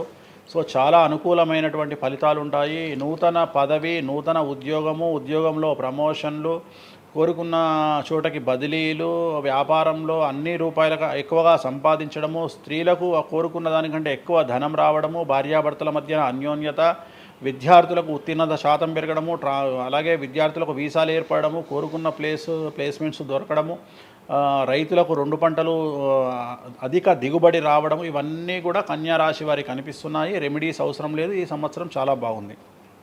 నెక్స్ట్ తులారాశి. సో ఈ అన్ని రాశుల్లోకి అతి డేంజర్ రాశి, సమస్యల బారిన పడే రాశి తులారాశి. ఎందుకంటే షష్టగ్రహ కూటమి ఎఫెక్టు 6వ ఇంట్లో, 6వ స్థానములో శని 6వ ఇంట్లో. సో తులారాశి అనేది అతి పెద్ద సమస్యను ఎదుర్కోబోతూ ఉంది. తులారాశి వారికి ఆర్థికంగా విపరీతమైనటువంటి రాబడి ఈ సంవత్సరం ఉంటుంది. డబ్బు మినహా అన్ని రకాలుగా మీకు సమస్యలు ఉంటాయి. డబ్బు కోరుకున్న దానికంటే ఎక్కువ వస్తుంది, కానీ న్యాయపరంగా, ఆర్థికపరంగా, సామాజికంగా తప్పుడు నిర్ణయాలు లేదా తప్పుడు సమస్యలు లేదా సమాజంలో చెడ్డ పేరు, సమాజంలో సంఘంలో చెడ్డ పేరు, ఆరోగ్యపరమైన ఇబ్బందులు, న్యాయపరమైన చిక్కులు. సో తులారాశి వారికి ఏ విధంగా తీసుకున్నా ఒక్క డబ్బు మినహా మిగతా అన్ని సమస్యలే. డబ్బు రాబడి మాత్రమే గొప్పగా కనిపిస్తూ ఉంది, అన్ని సమస్యలే కనిపిస్తూ ఉన్నాయి. తిరునల్లారు శనీశ్వర ఆలయంలో ప్రత్యేకమైన శని పూజ నిర్వహించుకోవడం ద్వారా సమస్యల నుండి బయటపడతారు. సో నెక్స్ట్ వృశ్చిక రాశి. సో వృశ్చిక రాశి వారికి అర్ధాష్టమ శని వెళ్ళిపోతూ ఉంది. సో చాలా అనుకూలంగా ఉంటుంది. కళాకారులకు, సినిమా స్టార్స్కు, టీవీ వాళ్లకు, మీడియా వాళ్లకు చాలా అనుకూలంగా ఉండబోతూ ఉంది.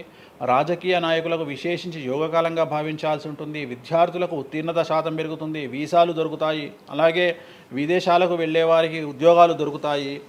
అలాగే ఉత్తీర్ణత శాతం పెరుగుతుంది. ప్రేమ వ్యవహారాలు ఫలిస్తాయి. భార్యాభర్తల మధ్యన అన్యోన్యత ఉంటుంది. అవివాహితులకు వివాహ సూచనలు ఉంటాయి.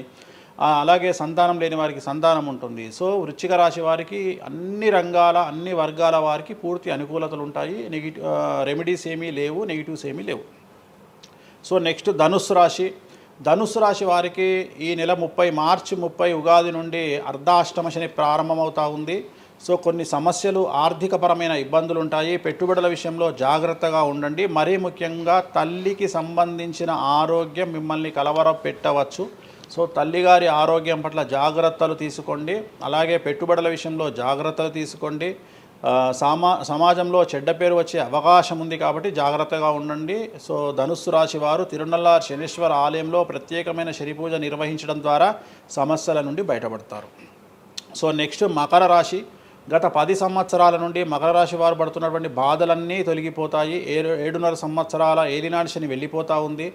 సో పట్టిందల్లా బంగారంగా ఉంటుంది. ఆర్థికంగా, సామాజికంగా, రాజకీయంగా, న్యాయపరంగా, వివాహపరంగా, సంతానపరంగా, అవివాహితులకు వివాహ యొక్క సూచనలు, సంతానం లేని వారికి సంతానము, ఉద్యోగం లేని వారికి ఉద్యోగము, విదేశాల్లో ప్రయత్నం చేసే వారికి అనుకూలతలు, అలాగే ట్రాన్స్ఫర్సు, ప్రమోషన్స్ అన్నీ కూడా అనుకూలంగా ఉన్నాయి. ఎటువంటి రెమెడీస్ అవసరం లేదు. కానీ ఒకే ఒక్క విషయం, భార్యాభర్తల మధ్యలో గొడవలు వచ్చేటువంటి అవకాశాలు కనిపిస్తూ ఉన్నాయి. మకర రాశి వారికి ఎడబాటు కనిపిస్తూ ఉంది. ఆ ఒక్క విషయంలో జాగ్రత్తలు తీసుకోండి, కోపాన్ని తగ్గించుకోండి. సో నెక్స్ట్ కుంభరాశి. కుంభరాశికి 2వ స్థానంలో షష్టగ్రహ కూటమి ఏర్పడుతోంది కాబట్టి ధన నష్టం అనేటువంటిది ఏర్పడబోతూ ఉంది. అతి పెద్ద ధన నష్టం మీరు పెట్టేటువంటి ఇన్వెస్ట్మెంట్ రూపంలో కావచ్చు, భూములు కొన్నా, ఇండ్లు కొన్నా, లేదా ఏదైనా వ్యాపారంలో పెట్టుబడి పెట్టినా చాలా తీవ్రమైన ధన నష్టాన్ని మీరు ఎదుర్కొనే అవకాశం ఉంది. కాబట్టి తొందరపాటు చర్యలు, తొందరపాటు నిర్ణయాలకు దూరంగా ఉండండి. నలుపు రంగు కార్లకు, నలుపు రంగు వస్తువులకు దూరంగా ఉండండి. తిరునల్లారు శనీశ్వర ఆలయంలో ప్రత్యేకమైన శని పూజ నిర్వహించడం ద్వారా కుంభరాశి జాతకులు సమస్యల నుండి బయటపడతారు. ఇక చివరిదైనటువంటి రాశి మీనరాశి. మీనరాశి వారికి జన్మంలో అంటే మీనరాశిలోనే షష్టగ్రహ కూటమి ఏర్పడతా ఉంది. సో చాలా సంచలనాలు ఉంటాయి. నెగిటివ్సే కనిపిస్తూ ఉన్నాయి, పాజిటివ్స్ ఒక్కటి కూడా కనిపించడం లేదు. ఆర్థికంగా, న్యాయపరంగా, సామాజికంగా, ఆరోగ్యపరంగా, కుటుంబపరంగా అన్ని రకాల ఇబ్బందులు ఎదుర్కొంటారు. సంచలనాలు ఫేస్ చేయాల్సి వస్తుంది. కుటుంబంలో ఆరోగ్యపరమైన ఇబ్బందులు ఉంటాయి, ఆర్థికపరమైన నష్టాలు ఉంటాయి, భార్యాభర్తల మధ్యన గొడవలు ఉంటాయి, ఎడబాటుకు దారితీసే అవకాశం ఉంది. తల్లిదండ్రుల్లో వారికి ప్రాణగండం కనిపిస్తూ ఉంది. సో చాలా సమస్యలు మీనరాశి వారు ఫేస్ చేసే అవకాశం ఉంది. తిరునల్లారు శనీశ్వర ఆలయంలో ప్రత్యేకమైన శని పూజ నిర్వహించడం ద్వారా ఈ సమస్యల నుండి బయటపడేటువంటి అవకాశాలు ప్రస్ఫుటంగా కనిపిస్తున్నాయి. ఇవి 12 రాశుల వివరాలు. స్వామి, ఇది మామూలుగా పంచాంగం చూసి చెప్తూ ఉంటారు, మీరు ఏం చూడకుండా ఇవన్నీ ఎప్పుడు నోటికి వస్తాయి కదా, ఇంకెందుకు? ఎవరెవరు ఎక్కడున్నారో తెలుసు కదా. అచ్చా. శని కుంభంలో ఉన్నాడు, మీనంలోకి వస్తున్నాడు ఈ నెల 30. ప్రజెంట్ వృషభంలో గురువు ఉన్నాడు, మే 9కి మిథునంలోకి వస్తున్నాడు. Practice makes perfect. రోజు ఒక్క జాతకం రాయడానికి, రోజు 100 జాతకాలు రాయడానికి చాలా తేడా ఉంటుంది కదా. చూసి ఉన్నాం కదా, పెద్ద అవసరం లేదు. టైం లేకుండా జాతకం చెప్పేవాడిని ఇండియాలో నేను ఒక్కడే. పుట్టిన టైం లేకుండా జాతకాన్ని చెప్పేవాడిని నేను ఒక్కడే. నాకు టైంతో పని లేదు. డేట్ ఆఫ్ బర్త్ ఇస్తే చాలు. నాకు చెప్తారా? డేట్ ఆఫ్ బర్త్ ఇస్తే చాలు. టైం వితౌట్ టైం నేను చెప్పేస్తాను జాతకం. ఇప్పుడు ఒకసారి చెప్పనా? నాది ఇప్పుడు చెప్పనా? ప్రాక్టికల్ ఎందుకు అన్ని సంచలనాలు చెప్తా కదా నేను, మళ్ళీ కెమెరా రికార్డ్ అయ్యి. ఓకే, వద్దులే. నాకు నార్మల్ చెప్పేది అలవాటు లేదు కదా. నా దగ్గరికి రావాలంటే ప్రిపేర్ అయ్యి రావాలి. అంటే నేను సొల్లుపురాని అని చెప్పా, 40 ఏళ్ళకి ఇల్లు కొంటావు, 50 ఏళ్ళకి నరుకుతావు, కొరుకుతావు, ఇవి కాదు. వచ్చి 6 నెలలు జైలుకు పోతావు. నీకు విషయం ఎవరిదైనా. సో ఈ టైంలో డివోర్స్ అవుతుంది, ఈ టైంలో యాక్సిడెంట్ అవుతుంది. అంటే చెడును తెలుసుకోవడం వల్ల చెడు నుండి బయటపడడం ముఖ్యంగా. నేను చెప్పినా చెప్పకుండా నువ్వు కారు కొంటావు. నువ్వు కారు కొనడం అనేది it is very normal, right? నువ్వు ఇల్లు కొనడం అనేది నార్మల్. నా దృష్టిలో చెడు చెప్పడం వల్ల చెడు నుండి తప్పించుకోగలిగితే చాలు అనేది. నీ మంచిని ఎవడు ఆపలేడు. చెడుని ఆపొచ్చు. ఇప్పుడు నువ్వు బెంజ్ కారు కొనుక్కుంటా అంటే, నువ్వు ఒక BMW కొనుక్కుంటా అంటే నేను ఆపను. కానీ BMW 140 పోతే ఆపుతా. నేనేమంటా, భగవంతుడు నీకు BMW ఇచ్చింది భగవంతుడు, కానీ 180లో పోయే కక్కుర్తి నీకుంటే నేనెవడు కాపాడలేడు. హైదరాబాద్ రోడ్లకు 120 లాస్ట్, 140 పైన బండి షేక్ అవుతుంది ఈ రోడ్లకు. సో 120 కంటే ఎక్కువ పోకు అని చెప్తా. కానీ దేవుడిని అయితే నీకు BMW ఇవ్వద్దు అని నేను చెప్పలేను కదా. సో నీకు BMW దేవుడు ఇస్తాడు. సో నువ్వు స్వయంకృత అపరాధం చేసుకోకుండా కాపాడాల్సిన బాధ్యత నాది. బాబు ఫ్యాటీ లివర్ ఉంది, మందు తాకు. బాబు లంగ్స్ దొబ్బినాయి, సిగరెట్లు ఆపేసాయి. బాబు ఇగో పనికి మాలిన కసినోనో పేకాటనో ఆడకు, ఉన్న ఆస్తంతా సర్వనాశనం అయిపోతుంది. సో ఇవి చెప్పడం నా ధర్మం. అంతేగాని నువ్వు కారు కొంటావు, నువ్వు తోపైతావు, తురుమైతావు, నువ్వు ఎట్లాగైతావు? కాదు, ఈ లివర్ మీరు ఎలా చెప్తారు లివర్ పోయింది ఇవన్నీ? జాతకంలో రవి నీచంలో ఉంటే లివర్ పోతుంది, శని రవి కలిసి ఉంటే లివర్ పోతుంది, లివర్ క్యాన్సర్ వల్ల చనిపోతారు. శుక్రుడు రాహు కలిసి ఉంటే ప్రోస్టేట్ క్యాన్సర్ వల్ల చనిపోతారు. చంద్రుడు నీచంలో ఉంటే ఆడవాళ్ళకు బ్రెస్ట్ క్యాన్సర్ వస్తుంది. డాక్టర్లు చెప్తారు కదా. Medical astrology. 100 మంది నాకు హైదరాబాద్లో ఫేమస్ డాక్టర్లు అందరూ నా క్లయింట్లు, నా ఫ్రెండ్స్. జ్యుడిషియరీ మీద నాకు అవగాహన ఉంది. శుక్రుడు రాహు కలిసి ఉంటే జైలుకు పోతావు. వాళ్ళు ఏం పోతే మీరు చెప్తుంటారా డాక్టర్లు? డాక్టర్లు ఇప్పుడు నువ్వు డాక్టరు, నువ్వు నాకు ఏం అడుగుతావు అంటే, నీ క్లయింట్ డేట్ ఆఫ్ బర్త్ నాకు ఇచ్చి నువ్వు నన్ను అడుగుతావు ఈయనకి ఏ క్యాన్సర్ వచ్చే అవకాశం ఉంది అంటే, నేను ఒక 3 ఆప్షన్లు చెప్తా. 3 ఆప్షన్లు చెప్పినాక నీ క్లారిటీ వస్తుంది. నేను చెప్తా ఈయనకు ప్రోస్టేట్ క్యాన్సర్ వస్తుంది అని చెప్తా. ఎస్, ప్రోస్టేట్ క్యాన్సరే స్టేజ్ 2లో ఉన్నాడు అని చెప్తావు. ఆయన చెప్తాడు. చెప్పినాక ఈయన ఎన్ని రోజులు బతుకుతాడు డాక్టర్ స్వామి గారు అని అడుగుతాడు. అడిగితే నేను ఆయన డేట్ ఆఫ్ బర్త్ని బేస్ చేసుకొని ఇక ఇన్ని రోజులు బతుకుతాడు అని చెప్తా. సో ట్రీట్మెంట్ వల్ల ఈయనకి ఏమైనా బెనిఫిట్ అయ్యే అవకాశం ఉందా అని అడుగుతాడు. అంటే అవుతుంది అని చెప్తా. ఎన్ని రోజులు బతుకుతాడు? ఇన్ని రోజులు బతుకుతాడు ట్రీట్మెంట్ చేస్తే. సో మేమిద్దరం కమ్యూనికేట్ చేసుకుంటాం. అంటే డాక్టర్కు నా మీద ఉండే నమ్మకం వల్ల నడుస్తుంది అది. అట్లనే జ్యుడిషియరీ విషయం ఉంది. జ్యుడిషియరీలో ఇప్పుడు ఉదాహరణ ఈడీ కేసు ఉంది, ఎవరి మీద జైలుకు పోయిండు. సో ఈడీ కేసులో బెయిల్ దొరకడం చాలా కష్టం. సో నేను బెయిల్ రావడానికి పూజలు చేస్తాను. దానికి కారాగార దోష నివారణ పూజ అని ఉంటుంది. సో ఆ పూజ చేయడం ద్వారా వాళ్ళకి తొందరగా బెయిల్ వస్తుంది. సో దీని మీద అవగాహన ఉండాలంటే జ్యుడిషియరీ మీద అవగాహన ఉండాలి. సో అందుకని నాకున్న సర్కిల్లో నేను ప్రతి విషయాన్ని మాట్లాడతా. నాకు ఏం అలవాటు, రైతుతో మాట్లాడతా. రైతు సబ్జెక్టు జుడిషియరీ జడ్జి కనిపిస్తే జడ్జితో జుడిషియరీ సబ్జెక్టు మాట్లాడతా. ఏసీపీ కనిపిస్తే ఆయనతో లీగల్ సబ్జెక్టులు మాట్లాడతా. డాక్టర్ కనిపిస్తే గైనకాలజిస్ట్తో గైనకాలజీ మాట్లాడతా. ఇప్పుడు ఉదాహరణ, నువ్వు ఇంత మాట్లాడుతున్నావు, నీకు అమ్మాయిల గురించి అవగాహన లేదు, అమ్మాయిల నెలసరి మీద నీకు అవగాహన లేదు. నాకు పూర్తి అవగాహన ఉంది. నా తల్లి, చెల్లి, అత్త, బిడ్డ అందరికీ సంబంధించి 4 రోజులు ఎందుకు టెన్షన్లో ఉంటారో నాకు తెలుసు. నెలసరిలో వాళ్ళని డిస్టర్బ్ నేను చెయ్యను. నా పెళ్ళం నా మీద అరిచినా మూసుకొని కూర్చుంటా, అంతేగాని విడాకులు ఇస్తాను బెదిరియా. అట్లనే డ్యాన్స్ చేసే అమ్మాయికి ఎన్ని కష్టాలు ఉంటాయి. ఒక హీరోయిన్ గురించి చాలా మాట్లాడుకుంటాం. డేట్లో ఉండే హీరోయిన్ డ్యాన్స్ చేయాలంటే ఎంత కష్టం, తనకు కంఫర్టబుల్ జోన్లో ఉండదు ఫిజికల్గా. సో అట్లాంటి అమ్మాయిల గురించి, వాళ్ళ కష్టాల గురించి నాకు తెలుసు. అలాగే PCOD, PCOS అంటే ఏందో నాకు తెలుసు. సో హార్మోన్ ఇన్బ్యాలెన్స్ ఎందుకు వస్తుందో నాకు తెలుసు. వాళ్ళకు గడ్డాలు, మీసాలు ఎందుకు వస్తాయో నాకు తెలుసు. వాళ్ళకు థైరాయిడ్ ప్రాబ్లమ్స్ ఎందుకు వస్తాయో నాకు తెలుసు. ఏ జాతకంలో ఏ గ్రహం ఎక్కడ ఉంటే ఎలా ఉంటుందో నాకు తెలుసు. అల్లు అర్జున్ లాంటి తోపు తురుము జైలుకి ఎందుకు పోయిండో నాకు తెలుసు. రేవంత్ రెడ్డి సీఎం ఎందుకు అయ్యిండో నాకు తెలుసు. రైట్, మీకు సూపర్ స్టార్గా కనిపిస్తున్న హీరో తెలుసు, కానీ సినిమాలు లేక సూసైడ్ చేసుకోవడానికి సిద్ధంగా ఉన్న హీరో నాకు కనిపిస్తాడు. అర్థమైందా? మీకు సూపర్ స్టార్ హీరోయిన్ కనిపిస్తుంది, కానీ ప్రేమ పేరుతో ఉన్న సొమ్మంతా తీసుకుపోయి మగవాడికి పెట్టి అడుక్కు తింటున్న హీరోయిన్ నాకు కనిపిస్తుంది. సో నాకు నెత్తిలో గ్రహాలు కనిపిస్తాయి తప్ప మనుషులు కనిపించరు. శివ అనే వ్యక్తి నాకు కనిపించడు. శివ నెత్తిలో ఉండే 9 గ్రహాలే కనిపిస్తాయి నాకు. జస్ట్ శివ అనేది ఒక పేరు నాకు, బట్ నాకు 9 గ్రహాలే కనిపిస్తుంటాయి. ఆడుతుంటాయి, డ్యాన్స్ ఆడుతున్నది నాకు కనిపిస్తుంటాయి. నెక్స్ట్ ఇట్లా జరుగుతుంది శివకు నెక్స్ట్ 1 ఇయర్లో. అది నాకున్న ప్రాబ్లం. కనిపిస్తాయా? నాకు అదే కదా, నా దరిద్రం అదే కదా, నాకున్న ప్రాబ్లం అదే కదా. సో నాకు నీ జాతకం ఏందో నాకు కనిపిస్తుంటుంది తర్వాత. అందువల్లనే అట్లా ఆపుకోలేక నోటి దురద వల్ల తొందరపాటు చెప్పే ఇట్లాకి వచ్చిన. అందుకని ఆపుకుంటున్న వాటిని. అది ఇప్పుడు నా చూసి అన్నీ చెప్పేస్తారు, మొత్తం కనిపిస్తున్నాయి. అది ఏదో మన సినిమాలో ఉంటుంది, ఆయనకి మొత్తం ఇక్కడ రాత కనిపిస్తుంటుంది. భగవంతుని దయ అంతే. Okay done. Thank you Venu Swamy గారు. టైం లేక మనం తక్కువ తప్పకుండా మళ్ళీ త్వరలో 4-5 నెలల్లో మళ్ళీ మంచిగా చేద్దాం, మళ్ళీ కలిసి మళ్ళీ మాట్లాడదాం. Thank you so much interview ఇచ్చిన. మరొకసారి ప్రేక్షకులకు శ్రీ విశ్వావసునామ సంవత్సర ఉగాది శుభాకాంక్షలు. ఈ సంవత్సరం అంతా శ్రీ వెంకటేశ్వర స్వామి వారి అనుగ్రహంతో మీకు అన్ని శుభాలే జరగాలని కోరుకుంటూ ఓం నమో Venkateshayya. Thank you so much. చూసారు కదా ఇంటర్వ్యూ. ఇంకో గెస్ట్తో మళ్ళీ మీ ముందుకు వస్తాం. అంతవరకు సీ. బాయ్.